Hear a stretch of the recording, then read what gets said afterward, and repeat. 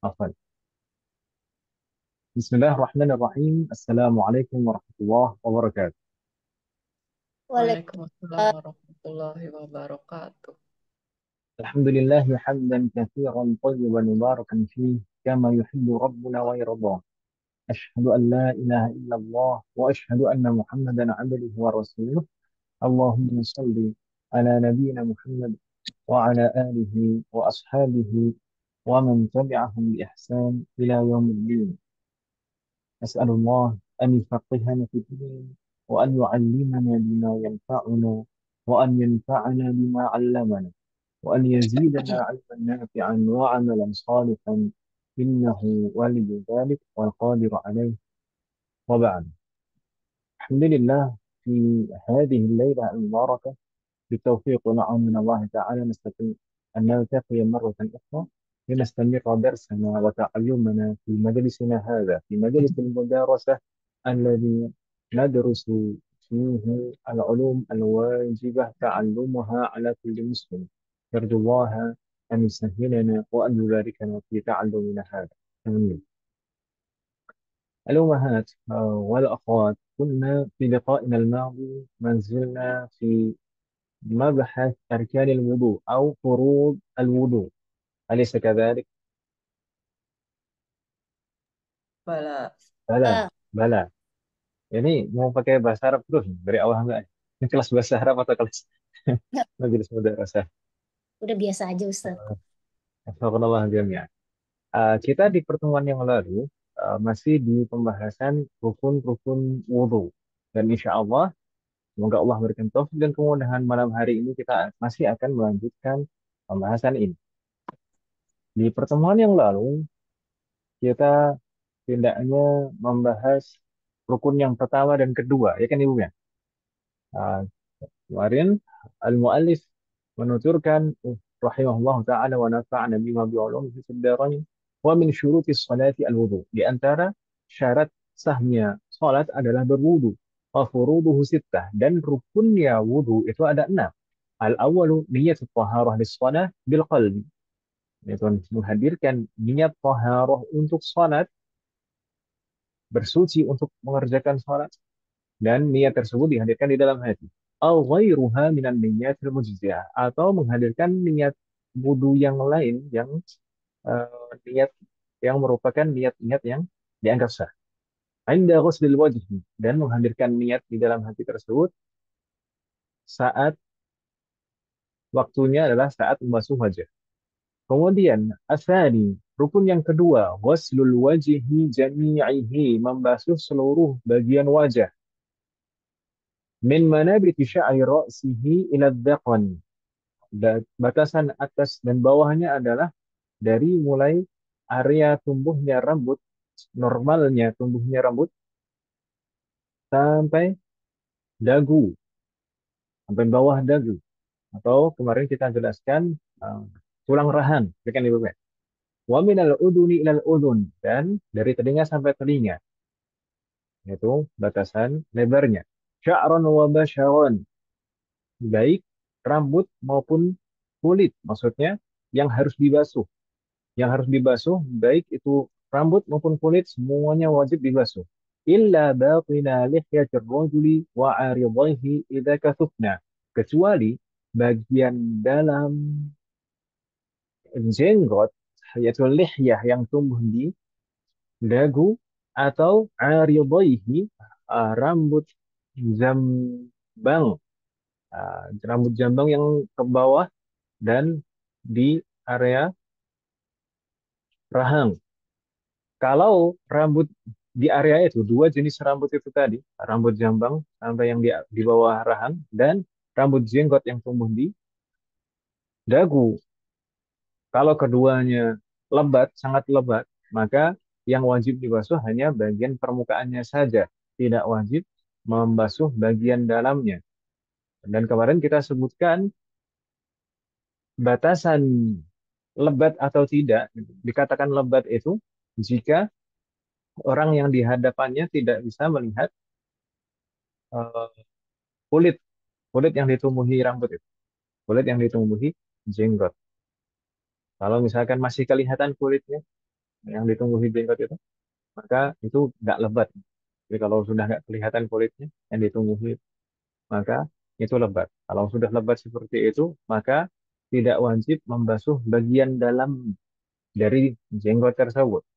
Yang wajib adalah bagian luarnya saja. Bagian luar itu yang nampak dari depan saja maksudnya.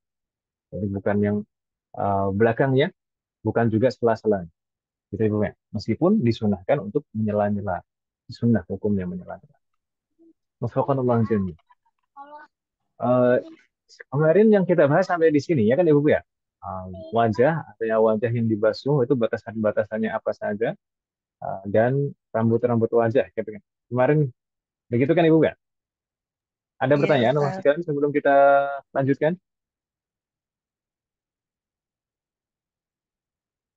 Dan soal Lanjut. tidak ada pertanyaan. Lanjut. Baik. Mungkin adalah Ibu Jet. Kalau tidak ada pertanyaan, kita sebelum melanjutkan Mas sekalian, kita ingin menegaskan beberapa hal. Pertama, anggota wudhu, baik wajah, tangan, kepala, kaki, itu kan ada sebagian yang wajib dibasuh atau ghusl gitu, dan ada yang yajibu mashahu, yang kewajibannya adalah diusap. Ada yang wajib dibasuh dan ada yang wajib diusap. Maka kita harus memahami maksudnya membasuh atau basuhan. Ghusl itu apa? Dan maksudnya masah atau usapan itu apa? Ada yang mungkin bisa menjawab Muhammad sekalian? Ada yang bisa menjelaskan di sini Muhammad sekalian? Apa maksudnya ghusl dan apa maksudnya masah? Apa perbedaan antara keduanya? Wa asyraha. Kalau membasuh itu mungkin tidak memerlukan banyak air ya Ustaz ya. Tapi kalau mencuci itu lebih butuh banyak air, kurang lebih. Membasuh itu mencuci, Om. Kata lain. Membasuh itu mencuci. Kalau yang kedua adalah mengusap. Jadi ada membasuh, Mengusap. ada mengusap. Gitu, Om ya. Kalau Gimana, Om? mengusap mungkin permukaannya saja, kalau membasuh itu lebih keseluruhan. Mungkin diucek-ucek kali. Dalam-dalamnya juga gitu. Kayaknya Kalau baju wah, membasuh, Oh, alah, Ustaz. membasuh wajah diucek-ucek gitu. disikat. Baik. Begini, Om sekalian. Terkadang istilah-istilah keseharian itu berbeda dengan istilah-istilah para ulama dalam bidang-bidang ilmu tertentu. Jadi istilah secara bahasa dan istilah syar'i itu berbeda. Gitu ya, Bapak.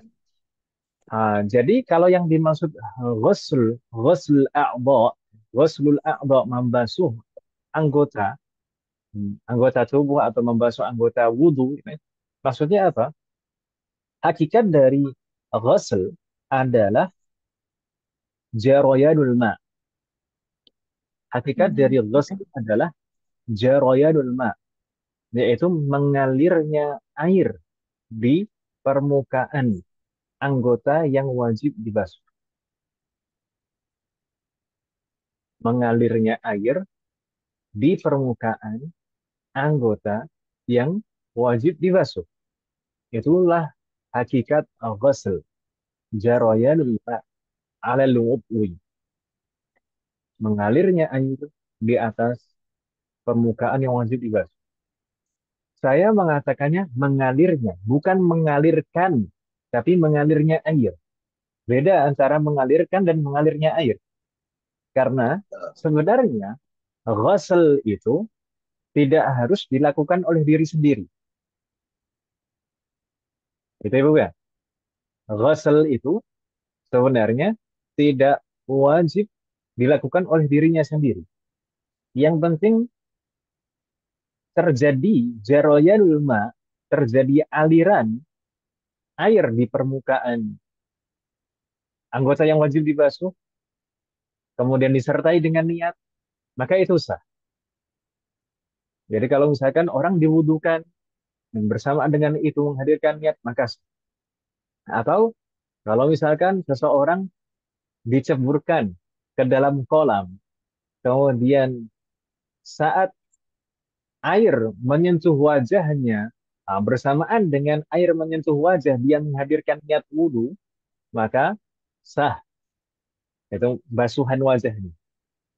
Gitu ya, Bu ya?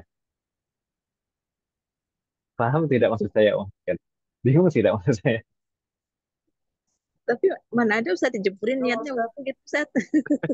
Ya siapa tahu kan, sambil ya, Boleh karena gitu kadar. ya. Nanti Ya, Saya ngeband masih bingung, Ustaz. bagaimana? mungkin Masih nanti bingung. mungkin Ustadz kasih tahu dulu definisi yang satunya mengusap, nanti baru kita mungkin masih bisa Hmm. bedanya gitu kali ya. Mengusap sekarang, masah sekarang. Hmm. Mashul udwi, mengusap anggota anggota tubuh atau anggota wudhu. Apa maksudnya masah? Masah itu adalah wusulul balal. Wusulul balal itu apa? Oh, Sampainya air atau basah, sampainya air ke permukaan anggota yang wajib diusap. Sampainya air pada permukaan anggota yang wajib diusap. Wusulul ma' alal obli. Di sini juga sama, sampainya air, gitu kan? Sampainya air, bukan membuat air sampai ke permukaan, bukan. Tapi kalau misalkan sampai sendiri, karena usap. eh, bukan karena fi'lunnya Bukan. sendiri, bukan dia sendiri yang mengusap, tapi orang lain yang mengusap, maka sah. Karena intinya adalah wusulul balal. Dan di sini kalau masah itu tidak disyaratkan jaroyanul ma, tidak disyaratkan mengalirnya air. Gitu ya, Bu ya. Meskipun kalau sampai airnya digerujuk mengalir gitu, maka itu sah juga karena itu lebih sudah melebihi persyaratan, melebihi ketentuan.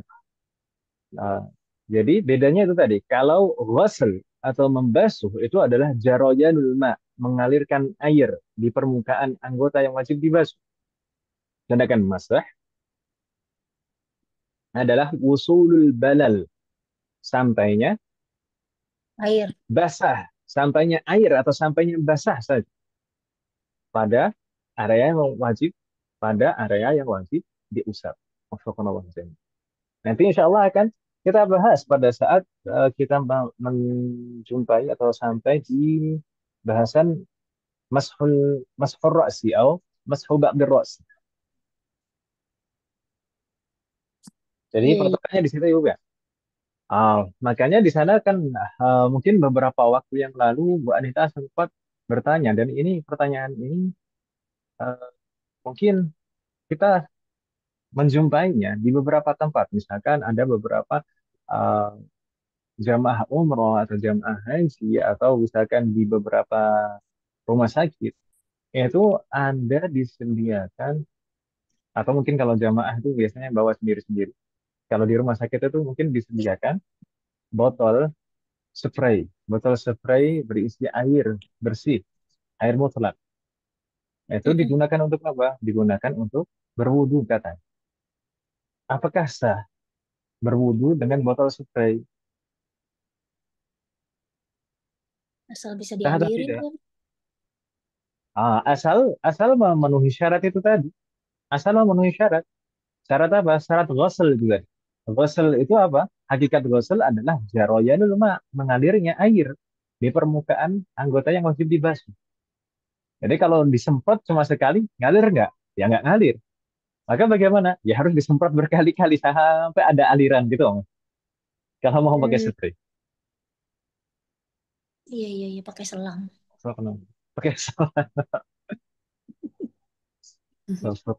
Nah, yang penting nggak sampai ada aliran, ya. Airnya mengalir, gitu. Airnya mengalir. Berarti celangap di bawah keran juga kagak apa-apa ya Ustadz ya? Apa Om? Jadi gimana? Maksudnya, jadi kita Heeh. anu Bukannya ya? lagi ya Bu ya, airnya Nggak ngalir harus, gitu ya Bu. tidak harus air itu kita ambil pakai tangan. Ya, nggak ada syarat seperti itu. Kalau Hmm, misalkan wajah kita letakkan di bawah keran, kemudian bersamaan dengan itu kita berniat, ya sah gitu ya. Demikian juga kalau misalkan kita mencelupkan Ya udah. wajah kita di kolam renang gitu ya, yang airnya banyak lebih dari 20 lah. Itu kita celupkan kepala kita ya. Bersamaan dengan itu menghadirkan niat wudhu, maka sah basuhan wajahnya. Berarti kita mengalirkannya itu harus yang ke batas-batas wudhu tersebut ya, yang kalau yang di muka. Ini kita ngomong muka nih. Nah, sahih. Jadi pada area area yang wajib dibasuh kan tadi kita sampaikan. Berarti ntar protein ke kiri, ke ini telinga, belah sini, ke belah telinga, jidat gitu. Semua-semua Ah, ya disemprot. ya, yang penting mengalir, Om. Bisa dibayangkan. Iya, iya, iya, Sekarang iya. kita sudah tahu patokannya, Om ya. Patokannya membasuh dan mengusap itu apa? Ghusl itu bagaimana? Masah itu bagaimana? Membasuh itu bagaimana? Mengusap itu bagaimana? Gitu ya, Bu ya? Oleh Mahat. Ya, tadi. Jadi, berikutnya, Om sekalian,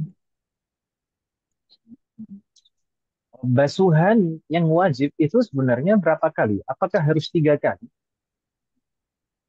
Atau yang wajib itu berapa kali? Kali. Eh, Yang punah. wajib satu kan ya. Sahih. Sekali kalau tidak Kali, ya. satu kali satu. Yang wajib itu adalah basuhan sekali. Selama basuhan yang pertama itu mencakup semua area yang wajib dibasuh. Hmm. Ah, Kalau basuhan yang pertama itu mencakup semua area yang dibasuh, maka itu menggugurkan kewajiban. Sudah, itu saja yang wajib. Sedangkan yang kedua dan yang ketiga itu basuhan yang sunnah. Demikian juga dengan usapan. Usapan juga sama nanti. Mengusap, yang wajib itu hanya yang pertama sekali. Sedangkan yang kedua dan yang ketiga adalah sunnah. Begitu ya, Bu ya. Tapi kalau misalkan basuhan yang pertama tidak mencangkup semua area yang wajib dibasuh, maka wajib diulangi yang kedua supaya mencakup semua area yang dibasuh. Gimana tidak maksud saya, Om Ahmad? Enggak, Ustaz. Enggak, Ustadz. Ya, Om Ahmad. Astagfirullah. Kemudian saya tegaskan maksudnya ghusl di sini adalah inrisal. Jadi tidak harus dia sendiri yang melakukan. Membasuh dan mengusap itu tidak harus orang yang bersangkutan sendiri yang melakukan. Kalau misalkan dibasuh orang lain dibantu, dibasuhkan orang lain. Atau seperti tadi gambarannya, ada air yang menjatuhi kita, ya, bersamaan dengan itu kita berniat saat air mengenai wajah itu, bersamaan dengan itu kita berniat membasuh wajah, ya, wudhu, untuk berwudhu, maka sah. Kalau tadi Ya. gambarannya, kalau dijeburin ke kolam gitu. Astagfirullah. Apa Ustaz? Nah, Bertanya, dipotong. tafadhol. Kalau kasus kalau kasusnya yang dijeburin ke kolam misalkan, Nah, kemudian diniatkan membasuh muka, berarti berbarengan dengan sekaligus mencuci tangan, kaki dan kepala gitu, Ustaz. yang sah baru wajahnya saja, Om. Oh, Karena karena karena rukun yang terakhir yaitu yang keenam itu adalah at-tartib. Tertib. Harus tertib. tertib urutannya sesuai dengan yang kita sebutkan. Harus wajah dulu, baru tangan, kepala, kaki. Gitu kan? Naik lagi ke kolam. Ya, nah, nggak dicelup-celupin nanti, oh, kayak teh celup. Dicebutin lagi. Iya, iya, iya, iya. Ternyata simpel ya, Budi. Tapi yang Kecuali kalau ngalir-ngalir. misalkan nanti mungkin ketika dijeburin itu pertama kali itu yang sah adalah wajahnya. Kemudian kan muncul loh ya, muncul wajahnya naik. Kemudian tinggal dinaikin saja tangannya. Kemudian dimasukin lagi ke dalam air, maka itu sah tangan. Gitu ya. Terus kemudian kepalanya tinggal diusap aja pakai tangan. Kemudian kakinya mungkin nanti diangkat terus dicelupin lagi kakinya gitu. Tergambar wes. Wudhu sekaligus mandi itu, Ustaz. Nggak apa-apa. Jadi sebenarnya eh, kalau wudhu itu kan memang ada yang menyebutnya mandi kecil gitu. Jadi terkadang mandi besar atau mandi wajib itu bisa mewakili wudhu, bisa mewakili wudhu. Karena mandi besar itu adalah mandi wajib yang itu sudah mencakup semua anggota wudhu kan gitu, Mas. Terus Tapi kan kemudian memang juga didahului kalau dengan misalkan wudhu kan Ustaz kalau mandi besar. enggak, kalau mandi wudhu sebelum mandi besar ataupun wudhu sebelum mandi wajib itu wudhu sunnah, wudhu sunnah kan belum suci. Belum Oh, suci gimana kita beribadah kan gitu. Iya. Itu wudhu sunnah. Kemudian juga saat mengusap kepala, nanti insya Allah akan kita bahas lagi. Saat mengusap kepala, kalau misalkan kepalanya tidak diusap tapi diguyur, itu juga sah juga. Karena itu melebihi Iya, itu batas minimal usapan kan gitu. iya. digerujuk. Hmm. Wafat melebihi. Kurang lebih seperti itu ya. Ya. Oke. Ini beberapa tanwih, beberapa yang perlu kita perhatikan sebelum kita melanjutkan. Sekarang kita lanjutkan Ibu ya. Ya, Kita Ustadz. lanjutkan Wahab. Nah, Yes. eh, kita lanjutkan apa yang disampaikan oleh al-muallif di sana rahimahullah taala wa nafa'ana bihi wa bi'ulumihi fid dharain. Amin. Asalisu di baris keempat sekalian. Asalisu ghuslul yadaini ma'al mirfaqaini wa ma 'alaihima ka sya'ri dhira'i. Maksudnya apa? Asalis maksudnya adalah rukun yang ketiga dari rukun wudhu. Apa yang rukun yang ketiga?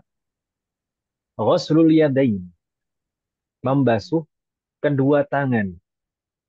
Ma'al mirfaqain, bersamaan juga atau batasannya adalah mirfaqain, kedua siku. Jadi membasuh tangan sampai kedua siku. Maksudnya sampai kedua siku, ya kedua siku itu juga harus dibasuh. Wa ma'alaihima, dan juga wajib membasuh semua apa yang ada di permukaan tangan, apapun itu. Dan di sini disebutkan contoh di dalam kurung kasya'rid dhira, seperti rambut, rambut lengan. Gitu ya, Bu ya. Insya Allah Ya, terjemahnya tidak bingung, Bu ya. Baik, enggak. kita jelaskan satu persatu, Mas kalian. Kata ghusl tadi sudah kita jelaskan. Ghusl intinya adalah jaroyanul ma, mengalirkan air atau mengalirnya air di permukaan yang wajib dibasuh. Dan sama seperti wajah tadi, ini tidak disyaratkan dilakukan oleh yang bersangkutan sendiri. Bisa saja dilakukan oleh orang lain atau seperti gambaran-gambaran kita sebutkan di awal. Kemudian al-yadain. Apa batasan yad, umat sekalian? Apa batasan tangan di dalam wudhu? Kita tadi sempat menyebutkan di awal bahwasanya istilah secara bahasa terkadang berbeda dengan istilah yang digunakan oleh para fuqaha di dalam syariat. Kalau yad secara bahasa adalah batasannya min atrofil asobi atau min ru'usil asobi ilal katif, ilal katif sampai sini. Itu secara bahasa. Secara bahasa, tangan itu adalah dimulai dari ujung jari sampai mana nih? Sampai bahu. Kan dari ketiak kan, bahu ketiak. Ini tangan. Kalau secara bahasa tangan ini dari ujung jari sampai ini pangkalnya ini, di bahu yang nempel di bahu. Itu tangan secara bahasa. Tapi kalau tangan dalam bahasan wudhu apa? Apa maksud kalian? Tangan dalam bahasan wudhu itu min atrofil asabi, dari ujung jari sampai siku, dari ujung jari sampai siku, bukan dari pergelangan ya Bu ya. Iya, Tidak ada yang mengatakan, baik dari dalam semua definisi itu nggak ada yang mengatakan tangan itu dimulai dari pergelangan, enggak. Tangan itu dimulai dari ujung jari. Kalau menurut bahasa tadi batasan akhirnya sampai pangkal ini yang menempel di bahu. Tapi kalau misal yang masuk bahasan wudhu, maksudnya tangan adalah dari ujung jari sampai siku. Tapi kalau misalkan dalam bahasan syariqah, mencuri, orang yang mencuri, tangannya wajib dipotong dengan syarat-syaratnya. Yaitu yang dimaksud tangan yang wajib dipotong itu batasannya apa? Dari ujung jari sampai pergelangan. Begitu Hmm. juga dalam bahasan eh, anggota tubuh yang boleh dibuka, gitu kan? Saat sholat bagi wanita, yaitu dari ujung jari sampai pergelangan. Gitu ya, Ya. Bu ya. Jadi istilah itu berbeda-beda. Istilah itu dalam konteks tertentu akan berbeda makna dan maksud. Bisa dipahami, Bu ya. Jadi kalau misalkan kita berwudu, saat kita membasuh tangan,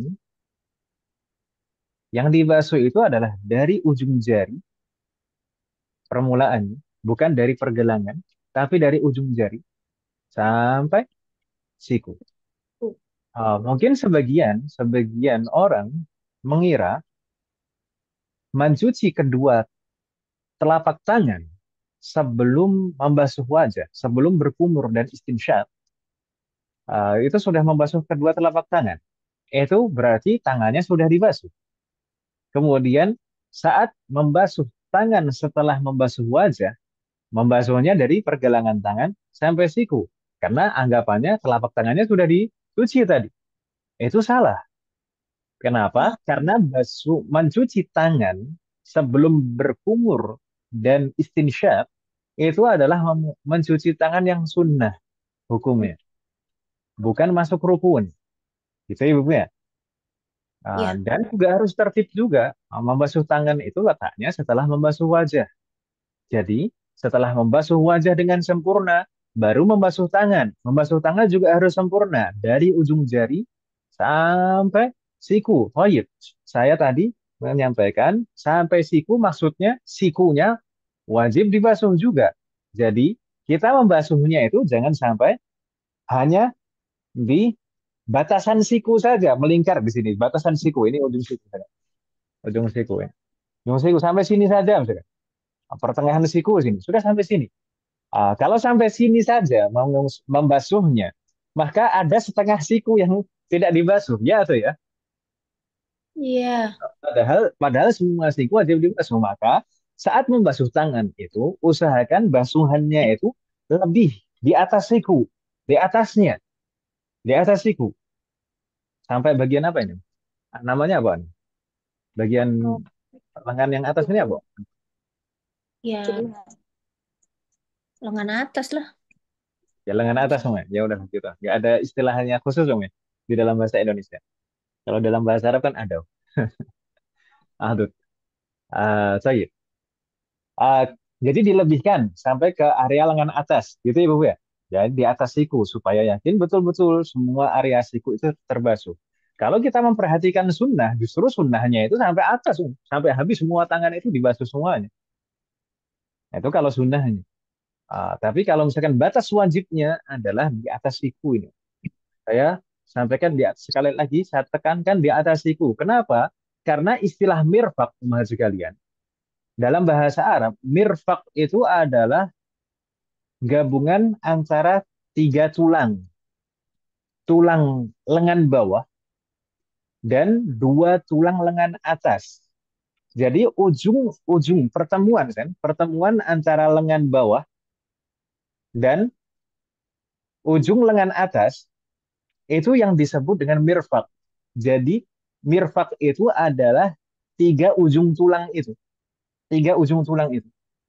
Jadi kalau seandainya seseorang, nasallallahu alaihi wal afiyah, semoga Allah melindungi kita semuanya. Seandainya seseorang lengan bawahnya itu terputus, kemudian tersisa lengan atasnya dan bagian ujung tulang lengan atasnya itu masih, maka itu wajib dibasuh, wajib dicuci. Gitu ya Bu ya. Waktu yang kecuali kalau misalkan betul-betul sudah habis semua area yang wajib dibasuh baru gugur baginya membasuh kedua tangan. Tapi kalau misalkan ujung tulang lengan atasnya itu masih, maka ujung tulang itu wajib dibasuh. Karena itu masih mirfak dan mirfak itu wajib dibasuh. Begitu ya Bu ya. Bingung tidak maksud saya, Mahat? Wadah? Tidak kelihatan soalnya tulangnya Ustaz. Ya, Jadi kalau tulang-tulangnya kalau yang nyambung nggak tiga kelihatan. Tapi kalau misalkan orang yang terputus kan eh, area itu kan ya, jadi nampak kan? emang Area ada itu, tiga tulangnya areanya Ustaz. itu bukan tulang ya yang dibasuh, tapi permukaan luarnya. Astagfirullah. Ya. Itu Ustaz. Makanya maksudnya tadi kan Ustaz pertemuan tiga itu kan tiga ujung tulang. Hmm. Hmm. Gimana? Mm-mm. Dokternya.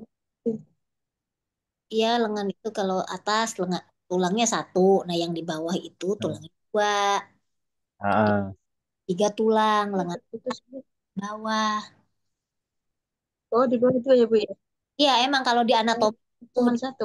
tulangnya dua, yang di atas tuh yang bahu ke bawah tuh sampai siku itu tulangnya satu. Oh, gitu. Mm-mm. dan pertemuan tiga tulang di sana. Jadi Betul. yang dimaksud mirfak itu ujung-ujung tiga tulang itu pertemuan pertemuan antara tiga tulang itu, gitu ya. Pertemuan antara tiga tulang itu. Jadi kalau misalkan lengan bawahnya terputus dan lengan atasnya itu masih utuh, maksudnya lengan atasnya itu tulangnya masih utuh, maka ujung ujung lengan atas itu tetap wajib dibasuh karena itu masih mirfak dan mirfak itu wajib dibasuh. Gitu Ibu ya. Nah, Ustadz. Ustaz.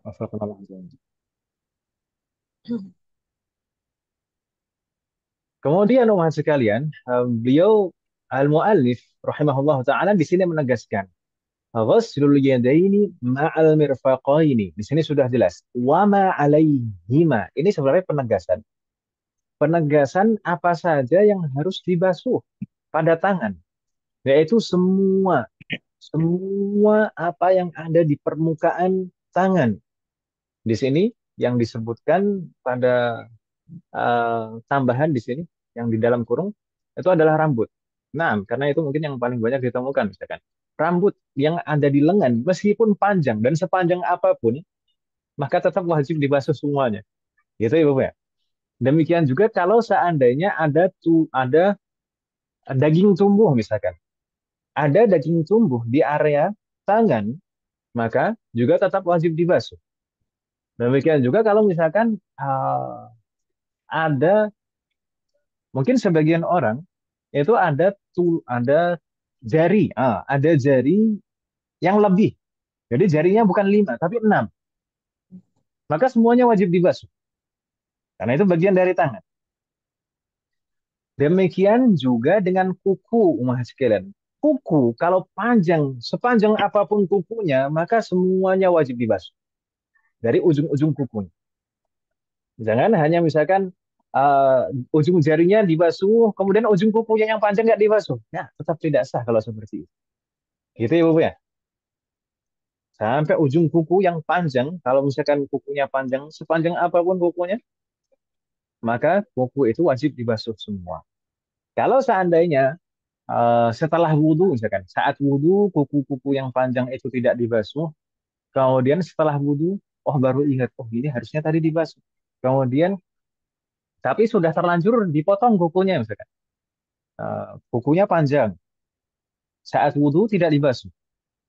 Kemudian setelah wudhu dipotong kukunya, setelah dipotong kukunya, baru ingat, oh ini tadi ujung-ujung kukunya nggak terbasuh. Maka bagaimana? Apa yang harus dilakukan? Wudhu Gimana? Om? lagi Ustaz. Wudhu lagi. Wudhu lagi. Wudhu lagi dari awal atau membasuh tangannya, kemudian melanjutkan wudhunya? Mulai dari Jawabannya mulai. yang kedua. Oh ya. Jawabannya yang kedua.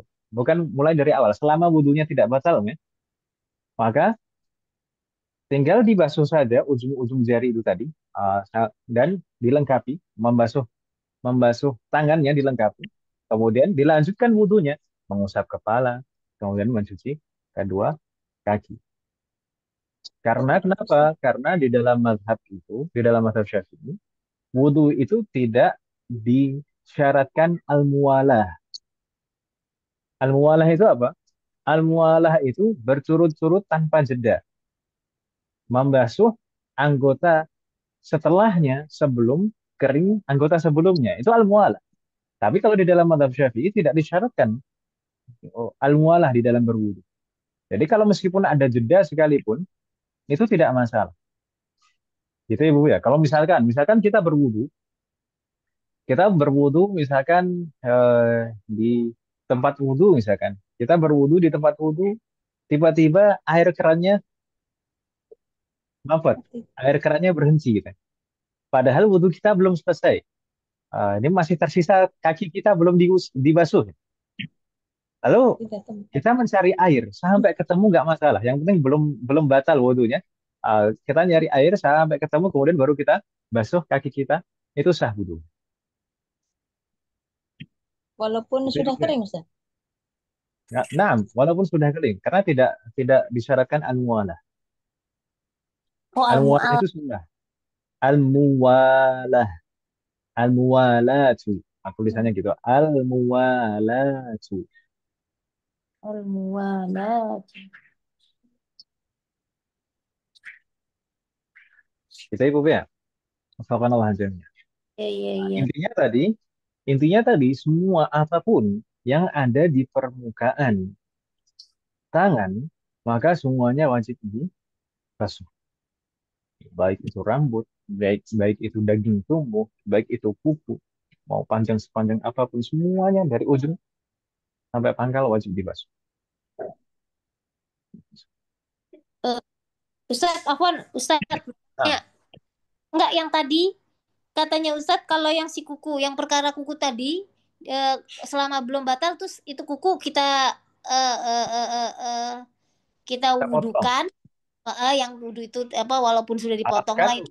tersisa kan permukaannya, Mas. Permukaan potongan kan berarti yang tersisa, Mas. Permukaan potongan itu yang belum Basuh. dibasuh. Di, ya dibasuh. Kalau kukunya yang sudah terpisah nggak usah dipikirin. Iya, iya, iya.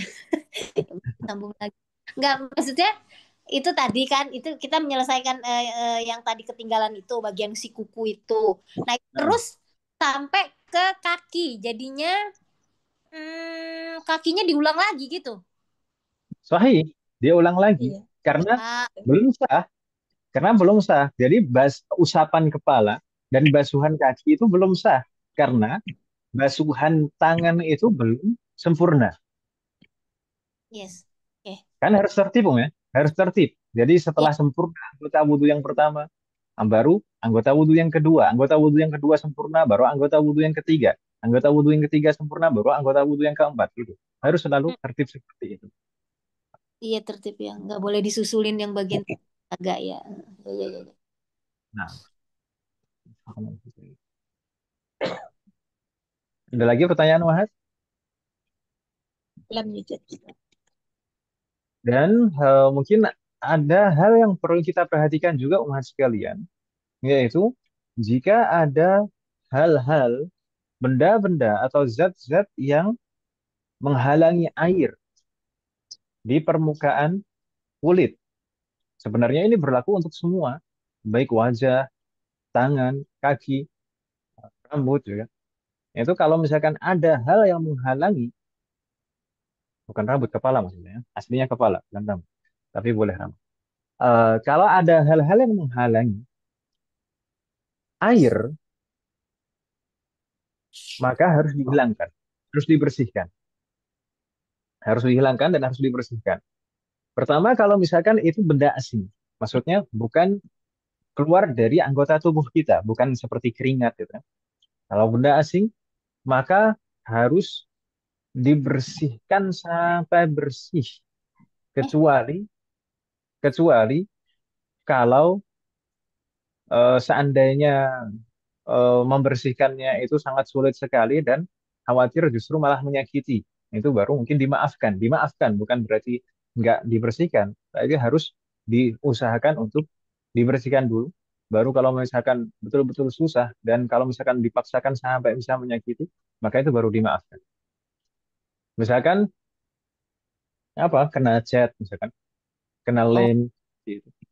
Nah, itu kan anggota apa, zat asing, bukan dari dalam tubuh kita, bukan seperti keringat gitu kan, ya. bukan Hmm. seperti Zakir ya.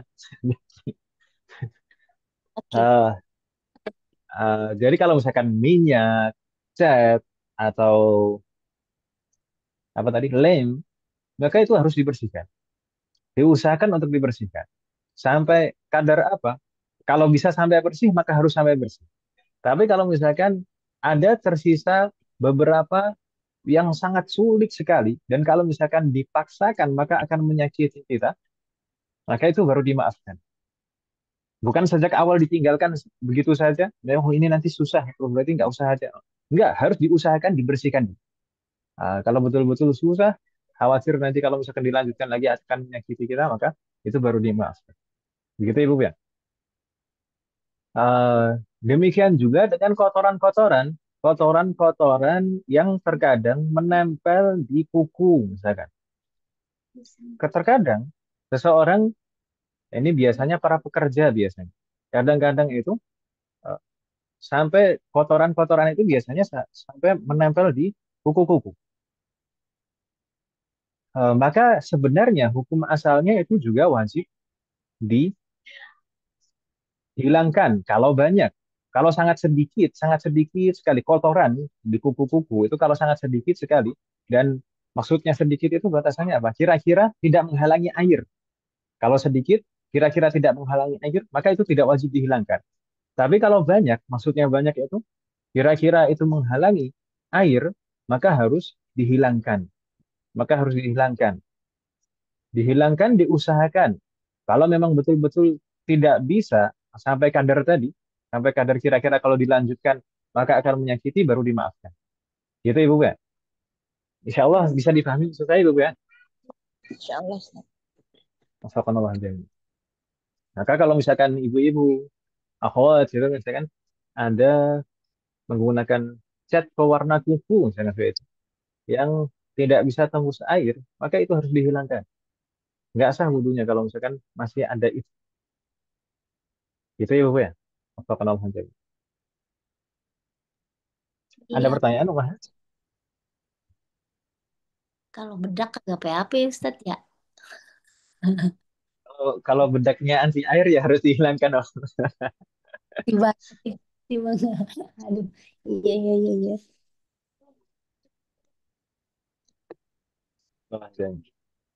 Mungkin ada oh ya backup ya anti air itu yang biasa digunakan apa orang-orang penyelam itu, Hah? yang, yang apa namanya, mermaid mermaid itu, yang Mermaid, cosplay cosplay cosplay mermaid. jadi putri duyung itu kan biasanya pakai make up. Oh. Saya Make kagak upnya mungkin ada air. Oh. Tahu Nggak tahu juga. juga saya. Oh. oh, ya. Harusnya harusnya ibu lebih paham. Nggak tahu saya. Iya, iya. Pokoknya kalau selama yang nggak kan ada yang apa waterproof gitu kali ya. Heeh. Waterproof. Ya kan gitu Ustaz. Ustadz mau nanya Tanya. kalau cat, Nah, untuk sembuh. kalau untuk bekas cat kalau udah dibersihkan, cuma ada area yang mungkin nggak ketahuan, ketinggalan gitu, bagaimana Ustadz? Meskipun udah usaha dibersihin, tapi ada area yang kelihatan kalau udah selesai sholat itu bagaimana? Ketahuan Catnya cat yang nggak bisa tembus air maka harus bersih. Oh. iya Harus kan bersih. udah areanya udah dibersihin, tapi pas ketika udah selesai sholat di apa itu diingetin sama orang itu belum selesai apa, belum bersih. Ya kalau tadi nggak Diulangi kelihatan atau semuanya. bagaimana gitu bagaimana? Diulangi lagi semuanya, diulangi, dibersihkan lagi, wudhu lagi, salat lagi. Sholat Sama lagi mas? saja, sama saja kalau misalkan misalnya contoh, wudhu misalkan, wudhu sudah selesai wudhunya, kemudian sudah selesai sholat misalkan, kemudian eh, bekas-bekas wudhu ini tadi masih basah, tapi jelas sekali kelihatan mata kaki itu belum terbasuh gitu. Jadi kalau masih ada debu-debu keringnya gitu, mata kaki ini kan wajib dibasuh. Berarti bagaimana? Yang ngulang lagi wudhunya, sholat lagi, sama kasusnya seperti itu ya atau ya? Iya. Iya. Iya. Kirain dimaafkan juga Ustaz. Ya, karena itu wajib dibahas, wajib dibahas. Jadi kalau kecuali kalau tadi kasusnya, kalau kasusnya memang betul-betul masyakoh, betul-betul sulit untuk dibersihkan, dan kalau misalkan dipaksakan untuk dibersihkan sampai khawatir menyakiti, maka itu dimaafkan. Terus sampai ngelupas gitu.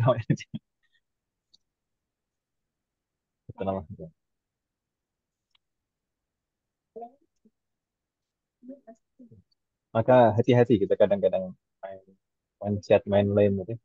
Bukan main, kadang ada kebutuhan kita yang namanya di rumah. Kali kita ngelem. Ngelem pakai lem kill biar nggak bisa mangap. Baik, wafakanallah jami'an. Soal apa Rumahat? Ada pertanyaan lagi?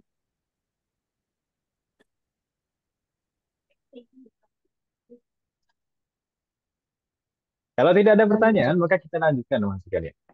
Baik, ar-ruknul ba'dah. Rukun berikutnya, bahwa ar-ruknul rabi', qala al-muallif rahimahullah taala, ar-rabi'u. Rukun yang keempat, mashur ra'si au ba'dihi walau sya'ratan fi haddihi. Singkat sekali. Eh, Rukun yang keempat adalah mashur ra'si, mengusap kepala au ba'dihi atau sebagian kepala walau sya'ratan fi haddihi. Ini lil ghayah, ini batasan sebagian itu seberapa paling minimal? Meskipun hanya satu rambut saja, itu sudah sah selama rambut itu fi haddihi, di area kepala, bukan rambut yang keluar dari area kepala. Baik. Insya Allah untuk terjemahnya jelas Ibu Bu ya? Bingung tidak terjemahnya? Mashur ra'si, mengusap kepala, au ba'dihi, atau sebagiannya, walau sya'ratan fi haddihi, meskipun hanya satu helai rambut selama masih di dalam area kepala. Had itu batasan artinya. Fi haddihi, di batasan kepala. Halo? Untuk terjemahnya Ya, insya Allah Ustaz. tidak bingung. Baik. Soal enggak. Eh, Penjelasannya Mas sekalian. Masah. Tadi tadi sudah kita sampaikan di awal. Hakikat masah itu apa Ibu sekalian? Wusulul balal. Sampainya air atau basah ke area yang wajib diusap. Gitu kan Ibu ya? Tidak disyaratkan harus ada aliran air. Ya. Yang penting ada basah yang sampai ke area yang wajib diusap. Maka umat sekalian, di sini juga kita tidak katakan membuat basah atau menyampaikan basah gitu. Apa? Menyampaikan air. Tidak. Tapi sampainya basah atau sampainya air ke area yang wajib diusap. Jadi tidak harus dilakukan sendiri. Kalau misalkan dilakukan orang lain, tidak masalah. Atau misalkan ada ketetesan air kemudian bersamaan dengan itu kita berniat saat hujan misalkan, atau saat tadi misalkan nyemplung kolam ya kan. Yaitu kalau misalkan bersamaan dengan itu diniatkan, maka sah usapan untuk kepalanya. Subhanallah jami'. Dan umat sekalian, mengusap itu tidak harus dengan tangan sebagaimana membasuh. Membasuh itu tidak harus dengan tangan kita sendiri. Membasuh itu tidak harus dengan tangan kita sendiri. Dengan alat boleh. Jadi, mengusap juga demikian. Mengusap itu tidak harus dengan tangan kita. Kalau misalnya kita menggunakan lap atau handuk yang kita basahi, kemudian kita tempelkan ke kepala kita, maka itu sah. Atau bahkan menggunakan benda-benda yang lain, bahkan benda padat sekalipun. Kalau misalkan ada basah ya, yang tersisa di benda padat itu, kemudian kita tempelkan di kepala kita, maka itu sah. Karena hakikat dari masah itu adalah wusulul ma, sampainya air atau sampainya basah ke kepala kita. Gitu ya, Bu ya. Tapi kalau misalkan dicuci Ya. boleh atau tidak? maksudnya dibasuh maksudnya. Kepala kita dibasuh, dibasahi semuanya, diguyur. Maka boleh. Yaitu melebihi batas minimal masah, melebihi batas minimal basuhan, apa? Melebihi batas minimal usapan. Nah, kalau dibasuh, ya kan Ibu ya? Maka boleh kalau misalkan dibasuh atau diguyur, boleh kepalanya sampai ini basahi semua. Insya Allah tidak bingung Ibu ya? Wafakanallah jami. Kemudian umat sekalian, area kepala yang wajib diusap itu sebenarnya yang mana dan seberapa minimalnya. Kalau di dalam mazhab Syafi'i, itu yang penting sebagian kepala terusap, itu sudah sah. Bahkan kalau yang terusap itu hanya sehelai rambut saja. Tapi ada ketentuannya. Nah, rambut itu harus di area kepala, bukan yang keluar dari area kepala. Jadi, kalau misalkan yang diusap itu sangat sedikit, misalkan kita membasahi ujung jari kita basahi ujung jari kita, kemudian kita tempel. Oh iya, saya tadi terlewat, lupa. Jadi mengusap itu, maksud kalian, mengusap itu bukan seperti istilah usapan di dalam bahasa kita. Mengusap itu kan kalau di dalam bahasa kita, setelah ditempel, kemudian harus digeser, ya ada ya. Itu baru dikatakan mengusap kalau dalam bahasa kita. Halo, Wahad? Iya, Halo? Ustaz.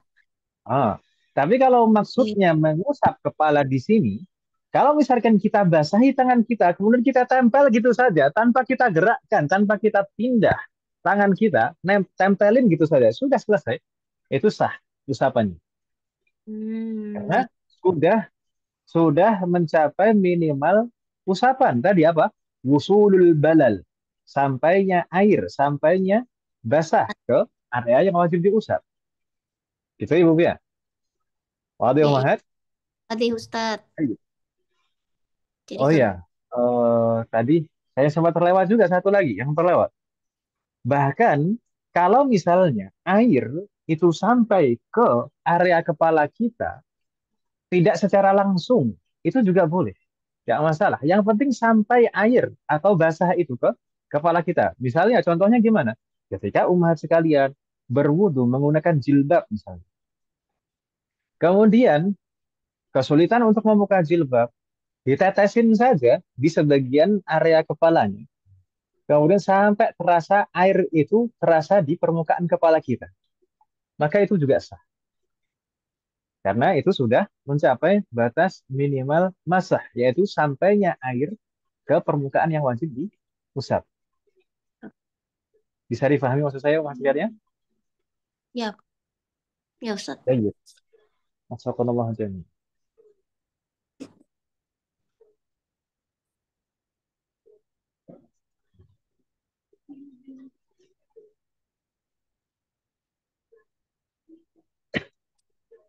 Nah, misalnya.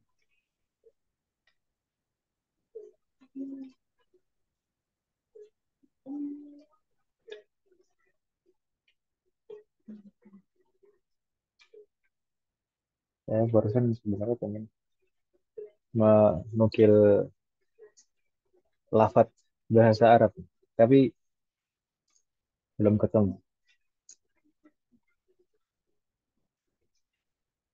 Pertemuan nanti, insya Allah, atau pertemuan yang akan datang. Nanti, yang penting, ya, maksudnya, ya seperti yang saya sampaikan tadi, meskipun diwasithah, tidak secara langsung, tapi ya tasarruf, tapi tembus gitu ya. Jadi kalau misalkan memakai penutup kepala, kemudian kita teteskan di atas permukaan penutup kepala itu, tapi basahnya terasa dan sampai di permukaan kepala kita, maka itu sudah sah. Mafakanallah. Baik. Kemudian kembali ke tadi, batasannya seberapa? Batasannya seberapa yang wajib diusap?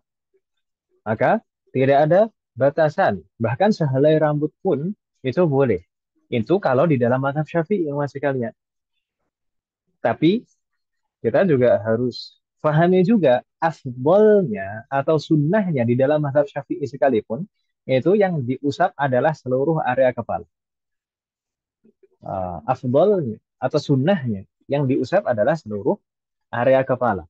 Tapi yang wajib diusap itu hanya sebagiannya saja kalau di dalam mazhab Syafi'i. Nah, kalau misalkan umat sekalian pernah mendengar misalkan penjelasan lain atau pendapat lain, mungkin itu pendapat di dalam mazhab yang lain. Misalnya di dalam mazhab Maliki dan Hambali. Di dalam mazhab Maliki dan Hambali yang wajib diusap adalah seluruh area kepala.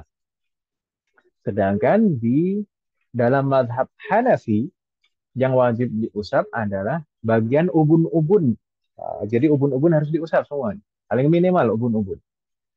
Selain uh, ubun-ubun, kalau batas minimal nggak boleh kalau dalam mazhab Hanafi.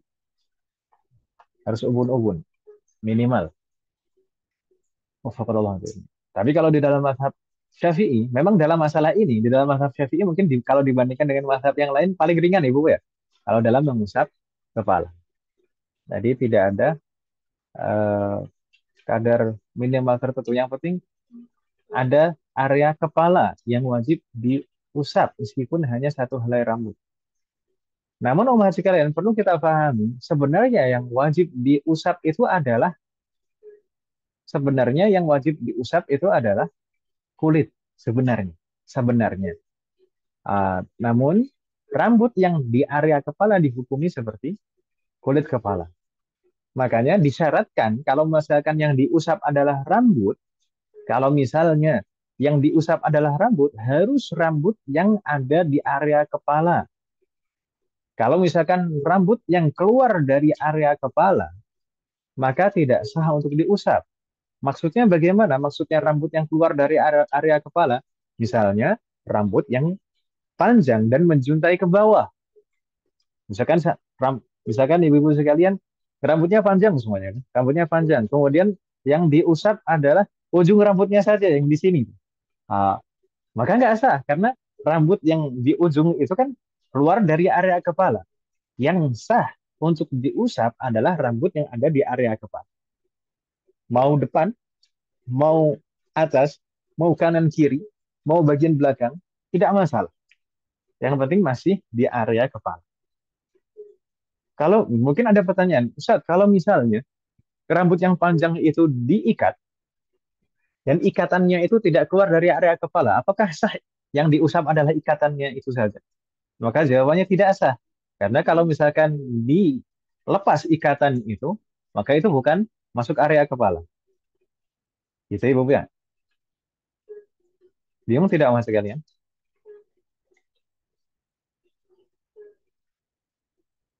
Halo? Iya Ustadz, diulang Ustadz. Diulang dari mana? Yang tadi yang kepala itu Ustadz. Kepala kalau di kepala diikat apa rambut kan rambutnya yang minimal satu helai tapi dengan catatan rambut itu yang ada di area kepala. Nah, sahih. Jadi kalau Jadi hukum asal yang wajib diusap itu adalah permukaan kulit kepala, gitu ya, Bu ya. Namun boleh juga mengusap rambut dengan catatan rambut tersebut masih di dalam area kepala. Nah, maksudnya rambut di area kepala dan di luar area kepala bagaimana? Rambut yang keluar dari area kepala, misalnya adalah rambut yang panjang dan menjuntai ke bawah, keluar dari area kepala itu namanya. Sudah nggak di kepala lagi, yang menjuntai ke bawah sudah nggak di area kepala lagi. Gitu ya, Bu ya? Maka yang menjuntai ke bawah itu tidak sah kalau diusap. Usapannya tidak sah. Nah, usapan yang sah adalah mengusap rambut yang masih ada di area kepala, baik di depan, di atas, di samping kanan kiri atau di belakang. Yang penting masih di area kepala. Gitu ya, Bu ya? Yang dekat sama kulit kepala gitu, Ustadz. Nah, ya, yang penting di area kepala, yang masih di sekitar kepala sini, Bu ya. Kepala orang lain. Ya, ya, Ustaz. Kalau sudah nggak di sekitar kepala sini, sudah menjuntai ke bawah, maka itu sudah keluar dari area kepala. Iya, iya. Baik. Area kepala. Mm-mm. Itu yang boleh diusap, yang sah usapannya. Tapi kalau misalkan rambut panjang, tadi ya saya memberikan gambaran. Kalau misalkan rambut panjang, kemudian diikat, biasanya kan kadang kan diikat di belakang gitu ya. Diikat di belakang, kemudian apakah sah itu diusap? Kan itu kan kalau diikat kan di kepala kan, Wak? Di area kepala. Jawabannya tidak sah. Kalau misalkan yang diusap adalah ikatan itu tadi. Ikatan kalau misalkan dilepas itu menjuntai ke bawah, maka tidak sah kalau yang diusap hanya ikatan itu saja. Harus yang ada di area kepala. Gitu ya, Bu ya? Terus pokoknya sing Masih masih bingung tidak, Om? udah pokoknya deket kulit kepala udah gitu. Pokoknya yang penting masih berada di batok kepala gitu Ustaz ya. Nah, wafakanallah. Gitu ya, Bu ya? Wah, ada pertanyaan lagi. Sah tidak jika saat berwudu kita mengusap area di belakang telinga? Area belakang telinga yang tidak ditumbuhi rambut. Bukan belakangnya telinga, tapi area kepala yang di belakang telinga yang tidak ditumbuhi rambut. Sah tidak? Yang nggak ditumbuhin rambut. Ah, Lah itu kan area kagak. di belakang telinga yang tidak ditumbuhi rambut. Ya katanya minimal 1 helai rambut. Rambutnya mana? Saya ulangi lagi. Saya Oh, ulangi lagi. Yang hukum asal yang wajib diusap adalah permukaan kulit. Gitu kan Ibu ya? Permukaan kulit kepala. Hukum asal yang wajib diusap adalah permukaan kulit kepala. Tapi boleh mengusap rambut asalkan rambut itu masih di area kepala. Itu kan Ibu ya? ya. Dia tidak maksud saya. Lalu pertanyaannya tadi, sah atau tidak kalau saat berwudu kita mengusap area di belakang telinga, bukan belakang telinga, tapi area di belakang telinga yang tidak ditumbuhi rambut. Bukan telinga, tapi yang di belakangnya telinga yang tidak ditumbuhi rambut. Kita usapnya di situ. Sah atau Belakang tidak? telinga itu bagian dari kepala bukan? Bukan telinga, jadi kita tidak bahas telinga, tapi yang di belakangnya telinga. Iya, jarak Di belakangnya antara telinga. jarak Antara antara telinga dan telinga ya rambut Ustaz itu ya. kan ada area Iya, ya. berarti Antara bukan telinga dan bukan rambut itu ada. Oke deh, itu, boleh. itu Boleh. bukan kepala kan Ustaz? Berarti itu bukan Ya kepala kan? kepala lah, Om. Kepala lah, Om. Kepala ya. Kalau bukan kepala apa? Tapi tapi kan nggak ada rambut ya Ustaz ya. Kan Itu kepala nggak harus ditumbuhin rambut. ya. Yang botak Kalau bisa kalau juga. kalau yang botak itu kan nggak ada rambut. Kepala nggak harus ditumbuhin rambut. Ya udah, boleh aja deh Ustaz. Boleh deh Ustaz dah. Nah, sahih. Sahih. Itu adalah bagian kepala. Itu bukan bagian wajah. Kan wajah kemarin kan batasannya kan telinga depan kan, Om, ya? Ya. Iya. Ah, berarti yang area di belakang telinga itu maksudnya kepala sudah. Maksudnya kepala. Maka itu boleh kalau misalkan yang diusap adalah area itu. Gitu Ibu ya. Udah gitu aja lah, simple. Tapi kenapa Biar nggak rambutnya ditumbuhin nggak rambut acak-acakan. Ustaz ya? Ustaz, oh, Ya Ustaz ya. Kenapa nggak Bagaimana, ditumbuhin Om? rambut Ustaz ya? Saya jadi jadi pertanyaan nih. Kenapa di antara tengah-tengah itu nggak ada rambut ya Ustaz ya? Sudah takdir dari Allah. Coba Bu Dokter terangin. udah dari situ Mungkin dari segi kedokteran. nggak tahu Bu kenapa. Nyari-nyari aja. Nyari masalah ya. Wafakarullah jamnya. Ya, Nah, kurang lebih seperti itu, Om ya. deh. Tapi sekali lagi saya tegaskan, Om sekalian, itu adalah batas minimal. Batas minimal yang wajib untuk diusap. Hanya sedikit saja dari kepala. Tapi sunnahnya, bahkan di dalam mazhab Syafi'i sekalipun sunnah untuk mengusap kepala adalah semua. Sunnahnya. Itu semua area kepala. Tapi kalau batas wajibnya hanya sebagian saja. Meskipun hanya sehelai rambut selama masih di area kepala. Gitu Ibu, Pak? Ya Ustaz. Alhamdulillah. Ada pertanyaan masih kalian? Hmm. Ustadz, mau tanya Nah, nih. Ini di rumah ini kan kadang-kadang kan airnya itu nggak ngalir, Ustadz ya. Kalau wudhu itu kan harus air mengalir nggak sih, Ustadz? ya tergantung. Kalau membasuh, ya iya airnya mengalir. Kalau mengusap, enggak. Nah, ini Ustadz, Maksudnya gimana? kalau di rumah yang airnya tidak selalu mengalir alias ditaruh di bak gitu ya, Ustadz ya. Terus kita pakai untuk wudhu tuh, Ustadz. Maksudnya itu mengalir. Maksudnya mengalir adalah mengalir di permukaan anggota wudhu. Bukan Iya, mengalir di tempatnya, tapi ngalir di mengalir di anggota wudhu. Jadi kita alirkan di anggota wudhu. anggota Iya. wudhu. Gitu ya. Jadi kita Iya, alirkan iya. di permukaan wajah, kita alirkan di permukaan tangan, kita alirkan di permukaan kaki. Bukan mengalir di tempatnya gitu. Nah, bukan Gimana? harus mengalir dari keran gitu ya, Ustadz ya. Bukan harus Ya, mengalir, air bukan mengalir itu bukan ya, maksudnya, Ustadz ya. bukan itu. Hmm. Kan tadi kan zaroyanul ma alal udwi. Mengalirnya air di atas permukaan yang wajib dibasuh kan gitu. Iya, iya. Berarti Bukan ya mengalirnya air di tempatnya, bukan.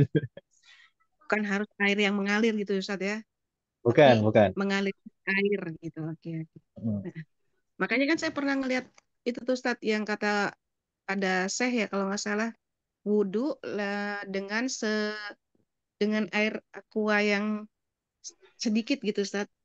Air Belas. dari botol aqua ya kan ya Bu ya. Pernah ya zaman dulu tuh berapa tahun lalu gitu. Gitu. Ternyata bisa untuk wudhu air Ya, sekecil itu yang selama itu bisa mengalirkan ya, bisa bisa mensiasatinya, maka nggak Mm-mm. masalah. Iya, iya. Tapi Alhamdulillah. sebenarnya ada juga sih keterangan yang menyebutkan minimal air itu nggak boleh kurang dari 1 mud misalkan. Karena khawatirnya kalau kurang dari 1 mud itu nggak bisa mencakup gitu. Nah, itu dia Ustadz. Saya juga pernah Susah. dengar tuh waktu itu. Kecuali Ya kalau kan? kecuali kalau misalkan bisa menyiasati mencakup semua area yang wajib dibasuh dan mengalir gitu kan. Iya. Maka Satu mood yang gitu-gitu Ustadz ya, pikirnya ya Ustadz ya. Aku terus pompa. Ya. Wah, Satu mood, 2 mood. Satu mood itu berapa kira-kira ya Ustadz ya. Harus ada aturan gitu. Kayaknya zaman oh sekarang nggak iya, ada yang gitu-gituan ya Ustadz ya. masuk kenal aja. Ya itu yang penting bisa mengalir dan cukup ya. Mengalir dan cukup. Dan tidak harus dari satu wadah yang sama kan gitu ya. Tidak harus dari satu wadah yang sama. Bahkan kalau misalkan satu wadah yang lain kita seperti tadi gambarannya kalau misalkan wudhu di keran, kemudian air kita belum sempat dibasuh, kemudian airnya mampet, mati gitu. Kemudian kita mencari-cari sampai ketemu baru kita basuh kaki kita itu nggak masalah. Saya ingin menukilkan, saya ingin menukilkan terkait dengan tadi yang kalau misalkan mengusap kepala itu nggak harus kepala itu terbuka. Kalau misalkan kepala itu tertutup, kemudian air itu sampai merembes dan terasa di permukaan kepala itu. Ini namanya Syekh Ibrahim Al-Bijuri menjelaskan wala tata'ayyanul yad lil mashi dan tidak harus menggunakan tangan untuk mengusap li'annal madara ala wusulil ma lima yujzi'u mas'uhu biyadin aw ghairiha karena maksud dari mengusap adalah sampainya air sehingga itu dianggap sah usapannya biyadin aw ghairiha baik usapan itu sampainya air itu atau usapannya itu dengan tangan biyadin aw ghairiha dengan tangan atau dengan bedalang lain walau min wara'i ha'il meskipun dari balik penutup. Meskipun dari balik penutup. Seperti tadi penutup kepala uh, yang bisa tembus air. Kalau saya kita tetesin, kemudian air itu sampai di permukaan kepala kita, maka itu sah, sudah. Itu sudah dianggap nasah. Gitu ya, Bu ya. Wadih umahat. Waduh.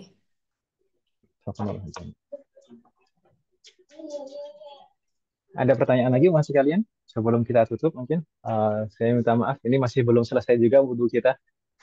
Wudhunya nggak selesai-selesai, nggak sholat gitu.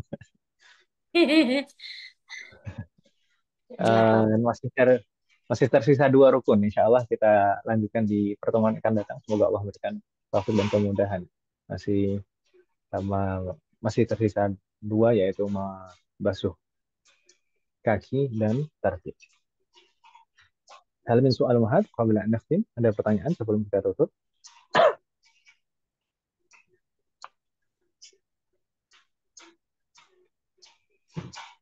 ayo jatuh. Nah, yujad. Mungkin la yujad, naktafi. Kita cukupkan OHC kalian. Ini juga sudah jam 10 lebih. Semoga apa yang kita bahas dan pelajari malam hari ini bermanfaat dan barokah. Amin. Semoga Allah selalu memberikan taufik kepada kita semuanya agar kita bisa mengamalkan setiap ilmu yang kita pelajari. Semoga Allah selalu memberikan kemudahan, keberkahan, kesabaran, istiqomahan, keikhlasan dalam proses belajar kita. Amin. Semoga Allah selalu memberikan taufik dan hidayah kepada kita semuanya dan mungkin juga kepada orang-orang yang kita sayang. Semoga Allah selalu melindungi kita semuanya dan orang-orang yang kita sayangi dimanapun berada. Jika di antara kita yang sakit atau kerabat kita atau keluarga kita yang sakit, semoga segera diberi kesembuhan oleh Allah Subhanahu wa taala. Semoga Allah mengumpulkan kita bersama dengan keluarga kita dan anak keturunan kita di surga Firdaus.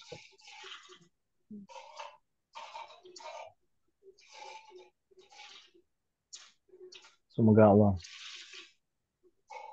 selalu melindungi negara kita dan memperbaiki kondisi negara kita. Semoga Allah memberikan pemimpin yang terbaik untuk negara kita dan memperbaiki pemimpin-pemimpin kita. Semoga Allah mengampuni semua dosa-dosa kita, baik yang lalu maupun yang akan datang. Baik yang kita lakukan secara sembunyi maupun terang-terangan, baik yang kita sadari maupun tidak kita sadari. Semoga Allah mengampuni semua dosa-dosa kita dan menerima semua amal ibadah. Semoga Allah mengampuni semua dosa orang tua kita dan guru-guru kita dan menerima semua amal ibadah mereka. Semoga Allah selalu memberikan keberkahan dalam setiap urusan kita, termasuk dalam ilmu, waktu, usia, dan keluarga kita. Semoga Allah selalu memberikan taufik kepada kita semuanya agar kita bisa senantiasa ridho, bersabar, dan bersyukur atas semua ketetapan dan ketentuan Allah Subhanahu wa taala. Semoga Allah memberikan kepada kita semuanya husnul khatimah. Semoga Allah melimpahkan keberkahan kepada kita semuanya di bulan Rajab dan Sya'ban. Dan semoga Allah memberikan taufik, pertolongan, dan kemudahan kepada kita semuanya agar kita bisa sampai di bulan Ramadan, sampai berjumpa dengan bulan Ramadan, dan Allah memberikan taufik, kemudahan, dan pertolongan kepada kita semuanya agar kita bisa maksimal beribadah di dalamnya. Dan Allah menerima semua amal ibadah kita dan mengampuni dosa-dosa kita. اللهم انصر إخواننا المسلمين المستضعفين والمجاهدين في فلسطين. اللهم انصر إخواننا المسلمين المستضعفين والمجاهدين في غزة. اللهم انصرهم وأيدهم وقوهم واجمع كلمتهم وواحد صفوفهم. اللهم انصر مجاهديهم وتقبل شهداءهم وارحم موتاهم واشف جريحهم وأطعم جياعهم واسقي عطاشهم وارحم أراملهم ويتاماهم. اللهم كن لهم معونا ونصيرا. اللهم كن معهم ولا تكن عليهم يا رب العالمين. اللهم دمر ومزق وهد وشتت اليهود الصهيونيين الغاصبين ومن عاونهم من الكفار والمنافقين يا قوي يا متين. وصلى الله على نبينا محمد وعلى آله وصحبه أجمعين. Apa nama sekalian? Saya tambahkan satu saja karena saya khawatir disalahpahami. Jadi mengusap kepala itu boleh meneteskan air sampai terasa basah di atas permukaan kepala kita. Ada rasa basah itu. Itu sah. Tapi tidak sah kalau misalkan hanya mengusap permukaan penutup kepala saja dan tidak ada air yang sampai ke permukaan kepala. Misalkan mengusap peci saja, mengusap jilbab saja, mengusap bukan meneteskan. Kalau hanya mengusap jilbab saja tanpa ada air yang merembes dan sampai di permukaan kepala itu tidak sah. Karena yang ada di riwayat Rasulullah itu tidak hanya mengusap sorbannya saja, tapi mengusap ubun-ubunnya baru dilanjutkan ke apa namanya imamahnya, mana sorbannya. Jadi ada area kepala yang sudah diusap oleh Rasulullah, yaitu ubun-ubunnya, baru dilanjutkan ke imamah atau sorban. Jadi nggak kalau misalkan yang diusap hanya sorbannya saja atau jilbabnya saja, sedangkan tidak ada air yang sampai di permukaan. Gitu ya. Wadih Ya, al-mahad. Wadih, insyaallah. Allah jami'an. Kita tutup. Wassallallahu ala nabiyyina Muhammad wa ala alihi wa sahbihi ajma'in. Subhanakallahumma wa bihamdik asyhadu an la ilaha illa anta astaghfiruka wa atubu ilaik. Wassalamu alaikum warahmatullahi wabarakatuh. Waalaikumsalam Waalaikumsalam warahmatullahi wabarakatuh. warahmatullahi wabarakatuh. Barakallahu fiik. Iya, Ustaz.